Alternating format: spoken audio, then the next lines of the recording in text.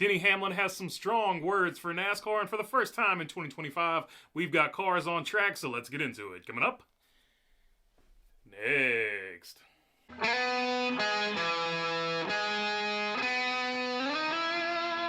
What's going on, everybody? Hope you're doing good today. All right, in a press conference before the clash at the Coliseum, qualifying in heat races, Denny Hamlin had some words, some strong words, we'll say, for NASCAR. This image from Motor Stardom with the quote, "It reeks of desperation. I don't love it. It's just reaching to do whatever you can to make a headline." This was in response to a question that a reporter asked him about the open exemption provisional for world-class drivers from other forms of motorsports, including this time specifically Helio Castroneves, who is going to be locked into the Daytona 500 because of this provisional that was filed for by Trackhouse. And he didn't mince words. It says, reeks of desperation. You're just trying to make a headline, basically guaranteeing a driver being in the Daytona 500. So let's break down all the aspects of it, and then I'll give my opinion here. I can see where he's coming from. You can definitely say it reeks of desperation. You want to lock in a big name driver. They've probably got a ton of sponsors over there that are putting a ton of money in, and they want a guaranteed spot in that Daytona 500 for Helio Castroneves. So you can see where you would want to lock in a driver like that. So that would probably be the NASCAR side of it. Now from Denny Hamlin's side, obviously, it's not fair because everybody has to qualify in a heat race that doesn't have a charter, right? So it's not fair to those other teams. Also, not for nothing, obviously, Denny Hamlin is part of the lawsuit against NASCAR right now. So obviously his feelings for NASCAR are not as optimum and high as they could be. So let's not pretend like that doesn't play some type of factor into this. Also, of course, they're running the banned, unbannable car on the 45 there of Tyler Reddick. So another, in some people's opinion, taking a shot at NASCAR. So this might have been another shot that he was taking at NASCAR. But if you separate all of that and let's just look at the issue itself, I think one thing makes this a bigger deal than anything else. And that, of course, is that it's the Daytona 500. Me personally, I would not necessarily have a problem with this for one reason if it wasn't the Daytona 500. If it was in any other track, I probably would not have an issue with this. But it's not another race. It is the Daytona 500, and me, from my perspective, I don't think anybody should be locked into the Daytona 500. Charters be damned. I think everybody should have to race their way into the Daytona 500, so the race itself is going to be a reason this causes a little bit of controversy. And of course, the counter to that is, it's provisional. He's not really taking away a spot from another driver.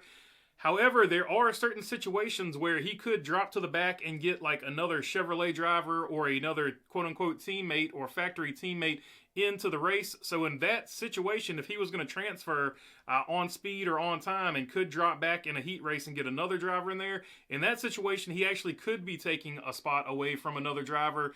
So the argument that it's not taking away another spot from a driver because it's just provisional that doesn't take necessarily a spot from a driver doesn't always hold weight depending on the situation. Of course, all that will be fluid.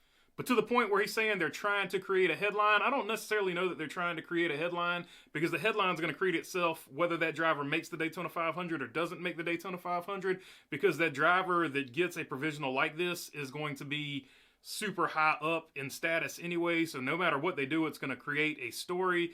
So that part of it, I can't really get on board with. But however, the general idea behind it, that it reeks of desperation to lock people in, I think the charters themselves reek of desperation locking teams in every single weekend, but it is what it is. So you can throw that shade whichever direction you want to throw it. But yeah, he does have a point. I don't think anybody should be locked into at least the Daytona 500.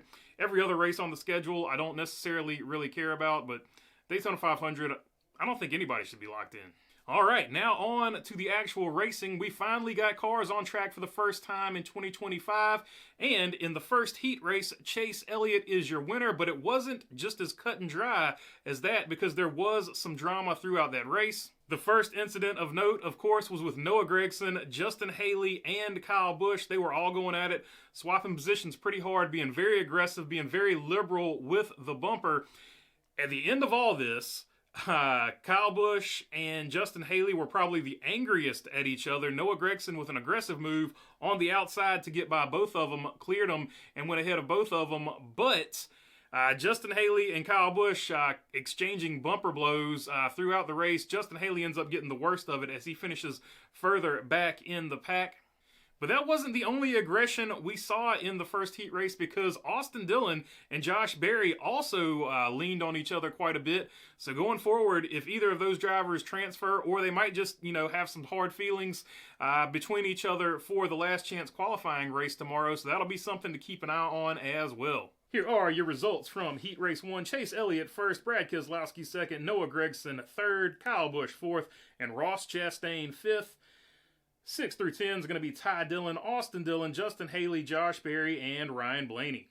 Moving on to Heat Race 2, and it was far less dramatic as Chris Buescher more or less dominated that race. The only other real story from Heat Race 2 was that Kyle Larson in the 5 car looked absolutely out of sorts. It's probably the slowest we've seen Kyle Larson look on a NASCAR Cup Series racetrack in quite some time. So they're going to have to figure out something with the setup on that car going forward. But there is hope, because obviously his teammate won the first heat. Here are your results from Heat Race 2. Chris Buescher finishing first, Chase Briscoe second, Shane Van Gisbergen third, Bubba Wallace fourth, and Daniel Suarez fifth. They all transfer. 6 through 10, who are going to be in that last chance qualifier, are going to be Zane Smith, Eric Jones, Kyle Larson, Cody Ware, and Garrett Smithley. Then on to Heat 3, where of course it was very much like Heat 2, whereas Denny Hamlin in this situation led all the laps and won the heat, so it was sort of cut and dry as far as that goes. Here's your results from Heat Race number 3. Denny Hamlin, of course, wins it. Joey Logano, William Byron, Carson Hocevar, and Alex Bowman are the other drivers that transfer. Then you got Ty Gibbs, Riley Herbst, Ricky Stenhouse Jr., Burt Myers, and Tim Brown going to be the drivers in the last chance qualifier from that one. Then Heat Race number 4 resembled Heat Race number 1, where all the drivers were mega aggressive in this one. Tyler Reddick ends up winning the heat, but the story of this heat race, without question, was Ryan Preece. Ryan Preece showing what he can do at a driver's racetrack, taking every advantage of that RFK situation that he is in now. He was holding his own on the outside, which is almost unheard of at Bowman Gray, showing everything he can do on a flat track, showing all of that experience he learned in modifieds. He was absolutely doing just amazing things in this race. He ends up finishing second or third, I can't even remember, but he was the absolute story. He was the show in this one. That being said, it wasn't without some controversy, because him and John Hunter Nemechek got into it, and Ryan Preece did not appreciate how John Hunter Nemechek drove him, and John Hunter Nemechek, starting this season the way he basically ran all of last season, with a crumpled up race car, as Ryan Preece sent him into the wall. He got a ton of rear end damage. They were able to keep going, but he's going to have a long road to hoe tomorrow in the last chance qualifier. That wasn't the only drama from this race, though, as AJ Allmendinger and Cole Custer also got into it. They were leaning on each other pretty hard. AJ Allmendinger, if he either did it on purpose or he didn't do it on purpose, but what is very clear is he didn't give Cole Custer any room coming off the turn there and put him right into the wall. Cole Custer, once he hit the wall, ends up turning the 16 of Allmendinger, and that basically shot both of their days for the rest of that race. So another set of drivers that are going to have a hard time tomorrow in the 75-lap last chance qualifying race. And of course, the results from Heat Race 4. Tyler Reddick wins, Christopher Bell second, Ryan Preece, the star of the show in this one, finishes third, Austin Cindric fourth, and Todd Gilliland in fifth. 6 through 9 in the LCQ, Michael McDowell, AJ Allmendinger, John Hunter Nemechek, and Cole Custer. All right, speaking of that last chance qualifier, here is the starting lineup for that one.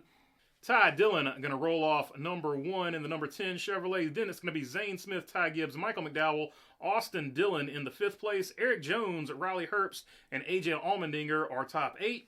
Then 9 through 18 are going to be Justin Haley, Kyle Larson, Ricky Stenhouse Jr., John Hunter Nemechek, Josh Berry, Cody Ware, Burt Myers, Cole Custer, Ryan Blaney, and Garrett Smithley. And starting shotgun on the field is going to be Tim Brown.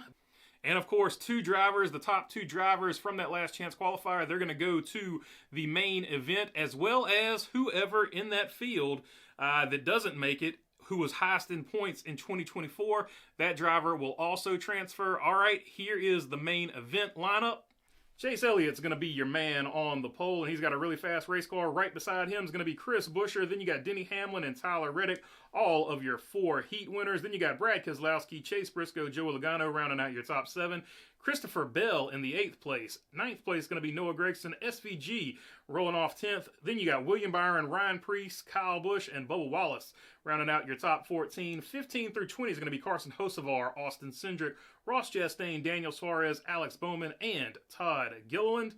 And then 21 through 23 are going to be those transfer spots from the last chance qualifier, and whoever was highest that's left in the 2024 points will be rolling off 23rd. All right, that's all I got for you on this one. If you made it this far, I would love to have your subscription. If not, I'll keep making these things. All right, enjoy the race. Catch you on the next one. Peace.